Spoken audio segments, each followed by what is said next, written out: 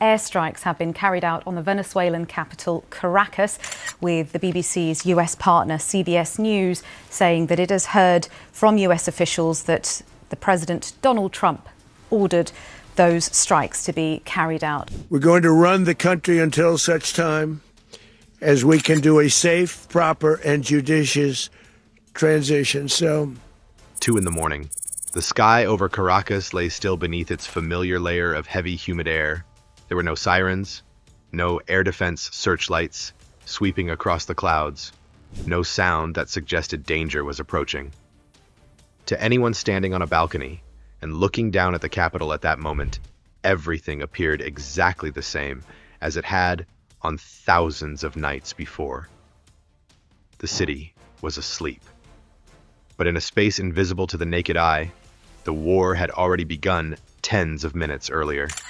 Inside Venezuela's air defense radar stations, screens glowed steadily. Familiar signals moved across displays in patterns that operators had been trained to recognize for years. Everything looked normal. Everything behaved as expected. The crews believed that the steel dome of the S-300VM air defense system was firmly shielding Caracas, a system long promoted as capable of detecting any threat from extreme distance. Yet while operators trusted the numbers in front of them, that system had already been watched, analyzed, and quietly taken apart layer by layer, like a lock being opened without a sound. There was no declaration of war, no emergency broadcast, no warning sent across diplomatic channels. Instead, strange signals flooded the electromagnetic spectrum, subtle enough not to trigger panic, but deep enough to distort the entire picture of the battlefield. Then, within a few brief seconds, the sky was torn open, not by the familiar roar of engines, but by strikes so precise they were almost invisible. This was not a conventional bombing campaign. This was a technological trap that had been prepared long in advance. And as that night began, the most important question was no longer how badly Caracas would be hit, but something far more unsettling. If the target was not the city, and not the army, then what exactly was the United States aiming for in the darkness? Over the past year, relations between the United States and Venezuela had remained locked in a state of quiet confrontation. Tensions were constant but controlled, sharp but not yet explosive. Washington continued to enforce long-standing economic sanctions, repeatedly accused the government in Caracas of ties to transnational drug networks, and steadily increased political and diplomatic pressure that left Venezuela more isolated on the international stage. At the same time, the United States maintained a regular military presence across the Caribbean. Patrol ships and surveillance aircraft operated near Venezuelan waters under the banner of counter-narcotics operations and regional security. This created a familiar pattern, one in which pressure was always present, yet no single action appeared to cross the threshold into open war. On the surface, everything still looked manageable. From the perspective of Caracas, the leadership believed it remained within a zone of relative safety. Nicolas Maduro faced no large-scale military uprising at home and no immediate pressure along Venezuela's borders. More importantly, the government placed deep confidence in its Russian-supplied air defense network, especially the S-300VM system, widely portrayed as an almost impenetrable shield over the country. In the strategic thinking of Venezuelan leadership, this system did more than protect airspace. It served as a powerful deterrent, one strong enough to make any external military intervention extremely costly. Supported by Russian technical assistance and advisory input, Caracas believed it was operating beneath a reliable defensive umbrella. Washington, however, approached the situation using a completely different logic. Rather than focusing on displays of firepower or troop movements, the United States invested over time in intelligence collection, electronic warfare, and information dominance. The objective was not to destroy everything on the battlefield, but to paralyze the opponent's ability to perceive, decide, and respond during the very first moments of a crisis. In the months leading up to the night of the strike, subtle anomalies appeared. Surveillance activity quietly increased. U.S. forces maintained their presence in sensitive positions, but no visible escalation occurred that might trigger alarms in Caracas. That silence itself became part of the preparation. From within that calm, a critical question emerged. What happens when absolute faith in defensive technology collides with an opponent who understands that system better than the people operating it? As darkness still covered Caracas, the first American strike did not arrive in the form of bombs or missiles. Instead, it came through something far less visible. High above the city, U.S. electronic warfare aircraft saturated the electromagnetic environment with carefully tailored interference. These signals were not designed to cause panic or trigger early warning alarms. They were engineered to subtly alter how Venezuela's air defense systems perceived the world around them. This was not the crude jamming seen in older conflicts. There were no flashing red alerts and no obvious system failures. The radar picture simply began to change, slowly and almost imperceptibly. Inside Venezuelan air defense stations, the S-300 VM radars continued operating. Antennas rotated. Screens remained active. Data flowed as expected. But over time, small discrepancies appeared. Targets emerged slightly later than usual. Distance measurements drifted just enough to raise uncertainty. Some signals seemed to slide gently away from their familiar positions. These deviations were too minor to be identified as an attack, yet they were significant enough to undermine confidence in the entire system. At this stage, modern warfare had already moved beyond physical destruction. There was no need to destroy radar immediately. All that was required was to make operators believe what they were seeing remained accurate, while in reality, it was not.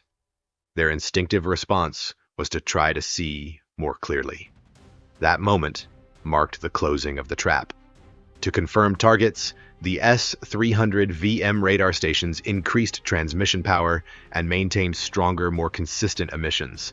They hoped to cut through the interference. But in modern electronic warfare, every radar emission is not only a defensive action, it is also a signal to the enemy. Each emission reveals location, status, and operational behavior. From the U.S. side, none of this was accidental. American systems had been prepared in advance to record every change in signal strength and every adjustment made by Venezuelan operators. As the air defense network attempted to see better, it instead exposed itself more clearly. There was no need to search for targets on the ground. The radar systems identified themselves. At this point, the sky over Caracas was effectively blinded. Not because the radars were off, but because they were operating while no longer reflecting reality. In that condition, every defensive decision lagged behind the attacker by a single step. In modern warfare, one step is enough. By the time Venezuelan radar stations continued transmitting in search of answers, they did not realize their reaction window had nearly vanished. Their signals were no longer protective tools. They were the final indicators of systems now firmly locked in the crosshairs. What followed would no longer be electronic warfare. It was the transition into physical destruction. Every earlier distortion would be converted into real strikes. The cruel twist of this phase was simple. They were not attacked because they turned on their radars. They were attacked because they could not turn them off in time. Once the sky above Caracas had been blinded at the information level, the next phase unfolded almost immediately. This was the moment electronic warfare gave way to physical destruction. The remaining radar emissions now served as the clearest coordinates in the entire airspace. Anti-radiation missiles were launched, requiring no traditional target search. They simply followed the strongest sources of emission. The radar stations and command vehicles of the S-300 VM system became perfect beacons. Designed to see far and warn early, those systems now revealed themselves. Before operators fully realized they had been targeted, precision strikes hit key command centers. Screens went dark. Communications collapsed. Command chains were severed mid-process. Decisions stopped traveling. In less than 20 minutes, the air defense network, once considered the strongest in the region, ceased to function as an integrated system. Some individual batteries may have remained physically intact, but that no longer mattered. Without connection to command and without shared real-time data, isolated units became blind and ineffective. The United States did not need to destroy every launcher. By erasing the network itself, the entire system collapsed from within. This reflected the core principle of modern warfare. Defeat does not come from a lack of weapons, but from the loss of coordination. When air defenses no longer operate as a unified whole, the sky is no longer protected in any meaningful sense. With the aerial shield broken, the campaign immediately shifted focus. The next target was Venezuela's Air Force, and the approach was deliberate. There was no plan for traditional air-to-air combat, no fighter duels. The United States did not seek air superiority through dogfights. That outcome had already been decided. Instead of waiting for Venezuelan aircraft to take off, precision strikes targeted the ground itself. The fight was ended before it could rise into the sky. Runways at major air bases were cratered, calculated to disrupt all takeoff and landing operations. Aircraft shelters collapsed, maintenance facilities were disabled, logistics chains were cut. In many cases, fighter jets remained technically intact, but they were completely trapped. Pilots may have been ready. The runways were not. That difference defined the outcome. There was no air battle, no pursuit across the sky. Venezuela's air war ended before it truly began. With air defenses disabled and air bases unusable, Caracas lost all effective aerial response options at once. This marked a complete reversal of traditional warfare logic. Control was achieved without confrontation. There is no need to shoot down enemy aircraft if you can erase their ability to fly. There is no need to fight for air superiority in the sky if you can secure it on the ground. Within a short window, Venezuela's Air Force shifted from a responsive force into a non-participant in the conflict. By the end of this phase, a question emerged beyond military planners. If you cannot take off, can you still be called an air force? With Venezuela's air defenses dismantled and its air force effectively grounded, the battlefield did not escalate into chaos. Instead, it entered a phase of controlled silence. This was not the silence of peace, but the silence of dominance, where one side no longer needed to act loudly to impose its will. At high altitude, American aircraft maintained continuous presence without drawing attention. Stealth platforms moved slowly and deliberately, not in attack formations, but in observation patterns. Their mission was no longer to strike targets, but to ensure that no new threats could emerge. Every movement in Venezuelan airspace was monitored, categorized, and assessed in real time. Any attempt to restore radar coverage or reactivate command links would have been detected almost immediately. In this phase, airspace ceased to function as contested territory. It became an environment under management. The sky over Caracas was no longer something Venezuela controlled. It was something Venezuela was operating inside, without authority over it. That distinction mattered. While traditional warfare seeks to overwhelm the enemy with force, modern operations aim to create conditions where force becomes unnecessary. Once reaction time is eliminated, physical resistance loses relevance. With controlled airspace established, the United States initiated the most delicate phase of the operation. Movement at low altitude followed, and it unfolded quietly. Unlike high-profile assaults seen in earlier conflicts, this infiltration did not rely on speed, mass, or spectacle. Special operations helicopters moved along narrow corridors shaped by terrain, urban density, and gaps in remaining sensor coverage. Buildings, hills, and infrastructure were not obstacles, but tools. These flight paths were not improvised. They were rehearsed digitally long before the operation began, refined through intelligence gathered over months and years.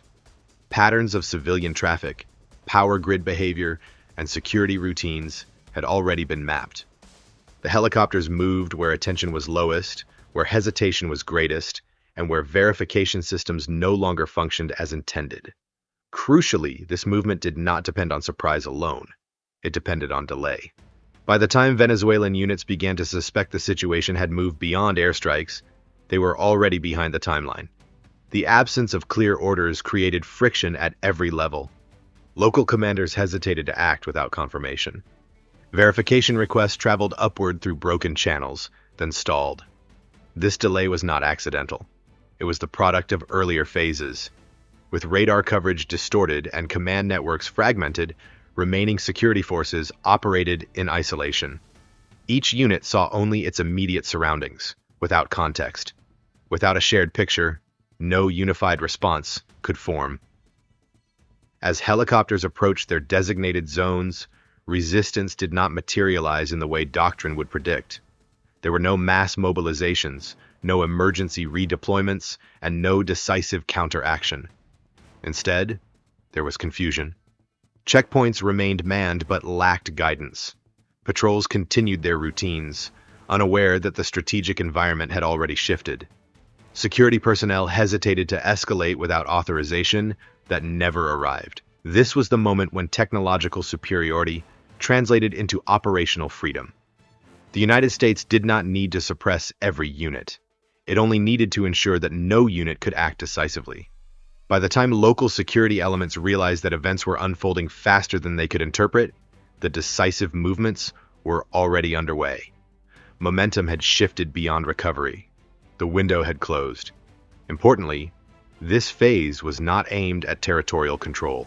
There was no effort to seize government buildings or broadcast dominance. The objective lay elsewhere.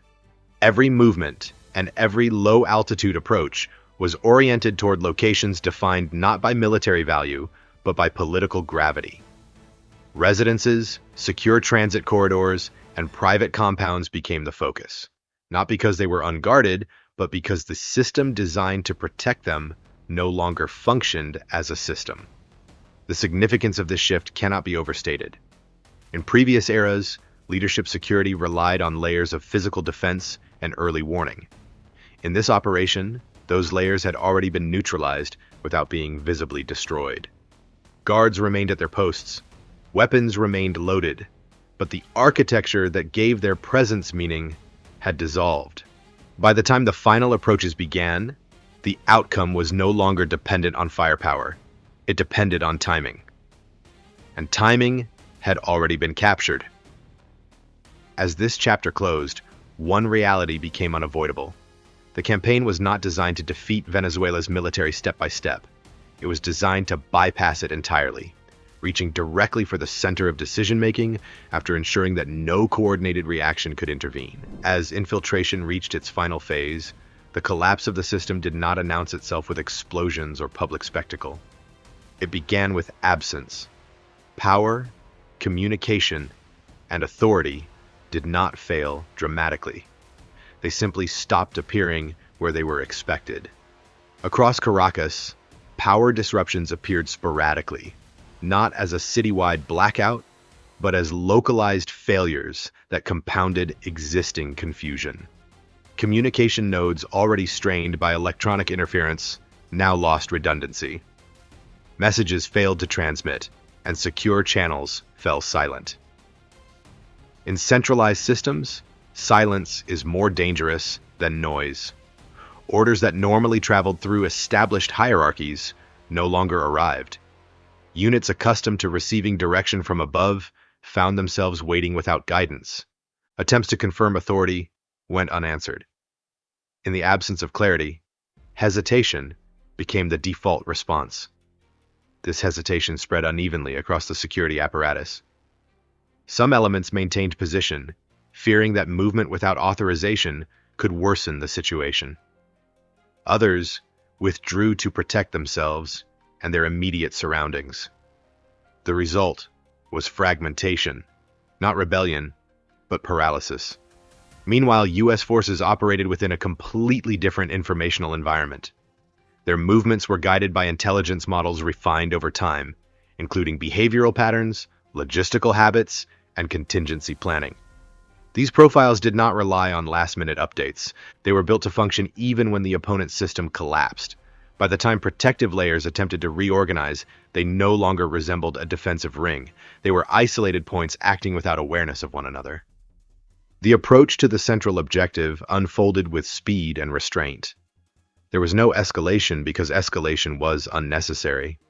Resistance did not coalesce because confusion had already done the work. The detention occurred without public confrontation.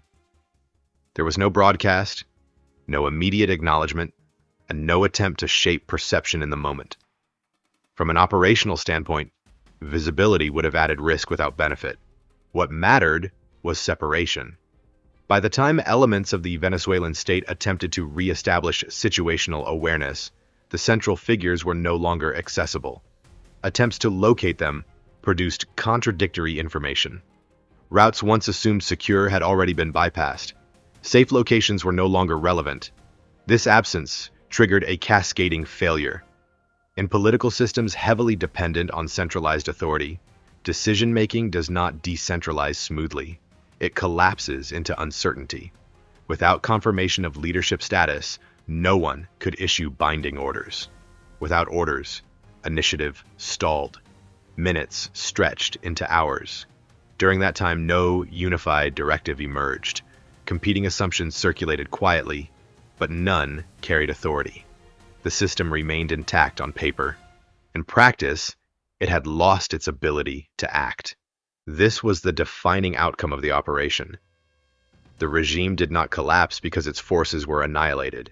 It collapsed because its decision-making core was removed at the moment clarity was most required.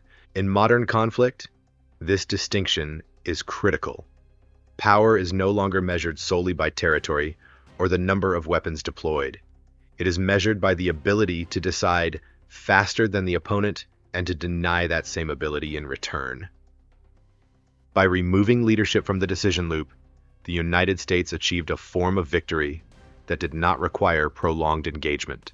The battlefield fell quiet, not because resistance had been crushed.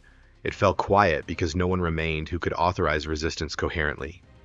As information slowly filtered outward, the reality became impossible to ignore. The regime's response was delayed, fragmented, and reactive. Without a clear center, authority diffused into uncertainty. This was not a dramatic overthrow broadcast to the world. It was a systemic shutdown, a collapse that unfolded without spectacle. As dawn approached, Caracas did not wake to scenes of destruction. Institutions still stood, and personnel still reported for duty. But the structure that gave those actions meaning no longer functioned. The final lesson of this phase was subtle but profound. In the age of precision warfare, collapse does not always arrive with shock and awe. Sometimes it arrives quietly. It arrives when the system realizes it can no longer answer a simple question. Who decides what happens next? What unfolded that night was not a prolonged war, nor a campaign to occupy territory. It was a rapid strike designed to remove the operational center of an entire system in the shortest possible time. The objective was not control of land, but control of outcomes. This was achieved not through widespread destruction, but through speed, information, and precision. From the U.S. perspective, the operation reflected a familiar 21st century doctrine. Power no longer lies in the number of bombs dropped, but in how intelligence, technology, and timing are integrated. When systems are slowed and leadership is separated from command, outcomes are often decided early. Decisions take place before most forces fully understand what is happening. By the time awareness spreads, the window to respond has already closed. Yet the story does not end there.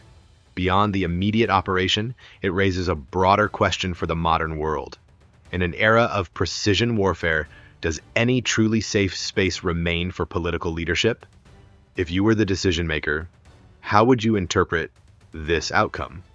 Would you see it as an action that stabilized the region, or as a dangerous precedent for future conflicts? The answer depends on where you believe the line between deterrence and escalation should be drawn.